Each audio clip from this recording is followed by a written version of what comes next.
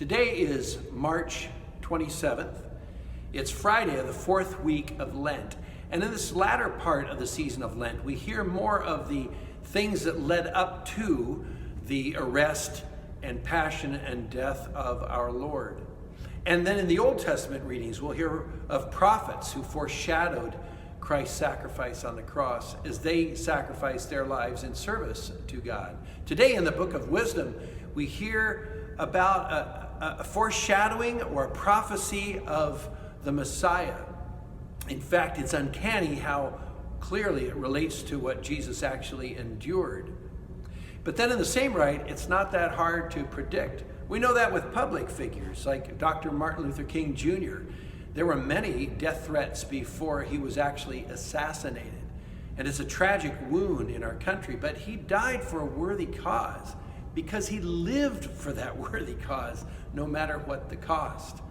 In fact, what he did was not just to elevate the people, the African-American people of the United States, but he elevated every American to help us to remember who we're called to be.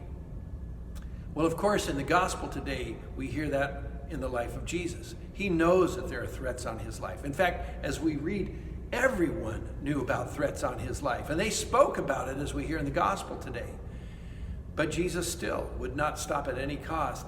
He continued to do what was necessary to fulfill the mission of the Father in heaven.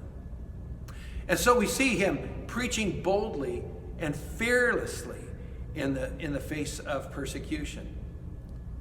One of my favorite passages in the scriptures is from the letter of St. Paul, the 5th chapter, where he says, it's an amazing thing that someone should give his life, be willing to die for a just person.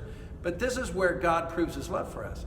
While we were still sinners, Christ died for us, for the sake of all humanity, of course. So now, I don't think many of us are going to have our lives taken from us, at least not in this country. There are parts of the world where people do put their lives on the line for the Catholic faith. People live in a world of martyrdom, and we need to pray and support our brothers and sisters in those areas of the world.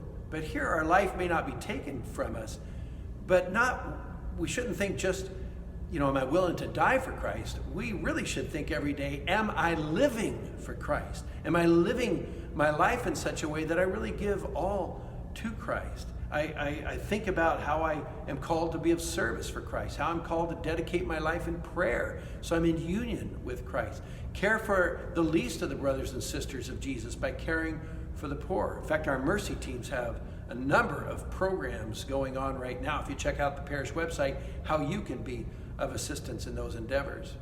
But we're called to give our lives for Christ by living for him and in gratitude for all he's done for us. As we look at the image of the Sacred Heart of Jesus, he's pointing to his heart, reminding us, I love you with all my heart. I love you with every fiber of my being. In fact, Christ is the ground of all being. So may we express our gratitude for that gift by living that same kind of love and giving our lives for Christ and for each other. God bless you.